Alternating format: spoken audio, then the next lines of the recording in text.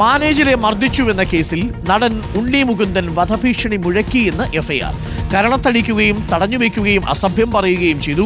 Review രേഖപ്പെടുത്തിയതിലെ വിരോധമാണ് പ്രകോപനത്തിന് കാരണമെന്നും എഫ്ഐആർ.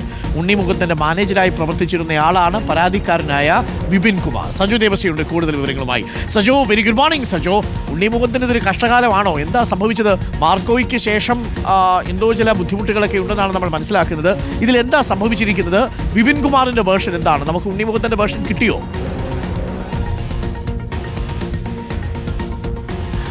ഡോക്ടർ അരുൺകുമാർ, ഇക്കാര്യത്തിൽ ഉണ്ണി മുകുന്ദന്റെ വേർഷൻ നമുക്ക് ലഭ്യമായിട്ടില്ല. അദ്ദേഹത്തിന്റെ പ്രതികരണം തേടാൻ ശ്രമിക്കുന്നു. അതേസമയം ഈ പരാതിക്കാരൻ വിപിൻ കുമാർ യഥാർത്ഥത്തിൽ ഉണ്ണി മുകുന്ദന്റെ ഒപ്പം മാനേജരായി, പ്രൊഫഷണൽ മാനേജരായി കഴിഞ്ഞ കുറേ കാലമായി പ്രവർത്തിച്ചു വരുന്നതാണ്.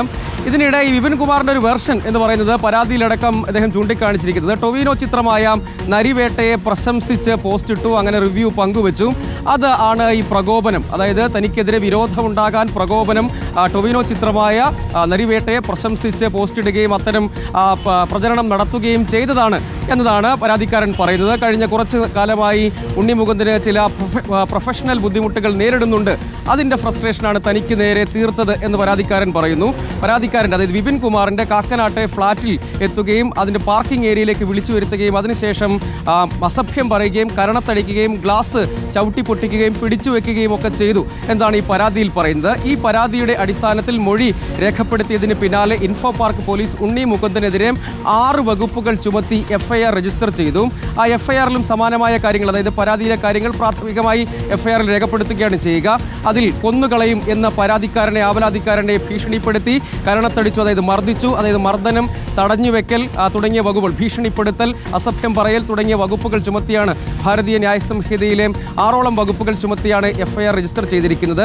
ഇനിയിപ്പോൾ ഇൻഫോ പാർക്ക് പോലീസ് ചെയ്യുക, പരാതിക്കാരൻ പോലീസിലും അതോടൊപ്പം സിനിമാ സംഘടനയ്ക്കും FFKയിലും പരാതി നൽകിയിട്ടുണ്ട്. ഇക്കാര്യവുമായി മുന്നോട്ട് പോകും എന്നുകൂടി പറയുന്നുണ്ട്. എന്തായാലും ഇൻഫോ പാർക്ക് പോലീസ് പറയുന്ന ഒരു പ്രധാനപ്പെട്ട കാര്യം, ഇപ്പോൾ പരാതിയുടെ അടിസ്ഥാനത്തിൽ മൊഴി രേഖപ്പെടുത്തി എഫ്ഐആർ രജിസ്റ്റർ ചെയ്തിട്ടുണ്ട്. തുടർന്ന് ഉണ്ണി മുകുന്ദനിൽ നിന്ന് വിവരങ്ങൾ തേടും, ഉണ്ണി മുകുന്ദന്റെ മൊഴി രേഖപ്പെടുത്തും. തുടർന്നായിരിക്കും മറ്റു നടപടികളിലേക്ക് കടക്കുക എന്നതാണ്. പക്ഷേ ഇത് സിനിമാ രംഗത്തു കൂടി ചർച്ചയാകുന്ന ഒന്നാണ്. നടന്മാരെ കേന്ദ്രീകരിച്ച് അല്ലെങ്കിൽ ഇത്തരം പ്രശ്നങ്ങൾ ഉണ്ടാകുന്നു. ഇവർ തമ്മിലുള്ള അകൽച്ചയും ഒരു പക്ഷേ ഇത്തരം തർക്കങ്ങളിലേക്ക് പ്രകോപനമായിട്ടുണ്ടാകാം. പക്ഷേ പരാതിക്കാരൻ പറയുന്നതിനൊക്കെ തെളിവുകളുണ്ട്. തന്നെ ഈ തരത്തിൽ മർദ്ദിക്കുകയും ഭീഷണിപ്പെടുത്തുകയും ഒക്കെ ചെയ്യുന്നതിന് തെളിവുകളുണ്ട്.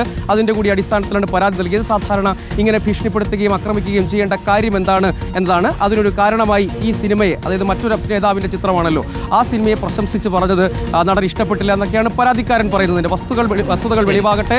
തുടർ നടപടികളിലേക്ക് പോലീസ് അറിയിക്കുന്നത്. 6 വകുപ്പുകളാണ് ചുമത്തിയിരിക്കുന്നത് ഉണ്ണി മുകുന്ദനെതിരെ എന്നുള്ളതാണ്. വല്ല ആവശ്യമുണ്ടായിരുന്നു? അതാണ് ശരിയെങ്കിൽ എന്തായാലും മർദ്ദിച്ചു എന്നതിന് പേരിൽ എഫ്ഐആർ ഇട്ടിട്ടുണ്ട്. അതുകൊണ്ടാണ് അതൊരു വാർത്തയായി മാറുകയും ചെയ്തിരിക്കുന്നത്.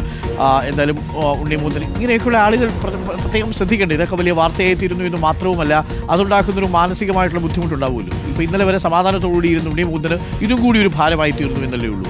ഒരു കാര്യം ചെയ്യാൻ പോകുന്നതിനും ഇത്തരം കാര്യങ്ങളെക്കുറിച്ചൊക്കെ ഒന്നുകൂടിയൊക്കെ ഒന്ന് ആലോചിക്കുന്നത് നന്നായിരിക്കും. വെറുതെ എന്തിനാണ് നമ്മുടെ മനസ്സമാധാനം കളയുന്നത്?